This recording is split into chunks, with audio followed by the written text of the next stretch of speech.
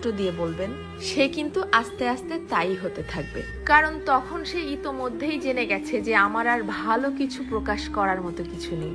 সবার সামনে যেহেতু আমি খারাপ হয়েই গেছি, তো আরো খারাপ হয়ে যাই, তখন আর সে কোনোভাবেই কারোর সামনে নিজেকে সঠিক প্রমাণ করার প্রয়োজনীয়তা অনুভব করবে না। সে ধরেই নিবে যে কেউ আমাকে ভালো বললে ভালো, আর না বললে আরো ভালো। কে বুঝলো বা বুঝলো না এটা নিয়ে আর মাথায় ঘামাবে না। এটুকু তার ঠিকই বোধগম্য হয়ে যাবে যে আমি সবাইকে সম্মান দেখিয়ে লাইনের পেছনেই দাঁড়াই অথবা সামনে, সব অবস্থাতেই আমি খারাপ।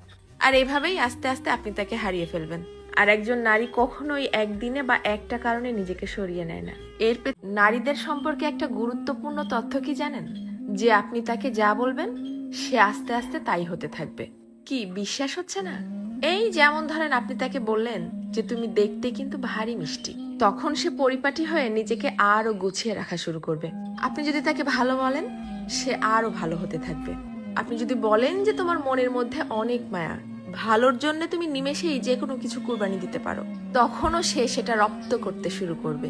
কিন্তু যখনই আপনি তার খুঁত ধরা শুরু করবেন, তার ছোট ছোট ভুলগুলোকে বড় বানিয়ে তাকে সবার সামনে অপমান করে ছোট করবেন, সে এটা পারে না, সে ওটা করে না, সে একজন বেয়াদব, সে একজন অসভ্য, মুখে মুখে তর্ক করে, সে একজন মারাত্মক রাগী, তেজি, জিদ্দি মহিলা, এ ধরনের কথাগুলো যখন তাকে কষ্ট দিয়ে বলবেন, সে কিন্তু আস্তে আস্তে তাই হতে থাকবে। কারণ তখন সে ইতোমধ্যেই জেনে গেছে যে আমার আর ভালো কিছু প্রকাশ করার মতো কিছু নেই।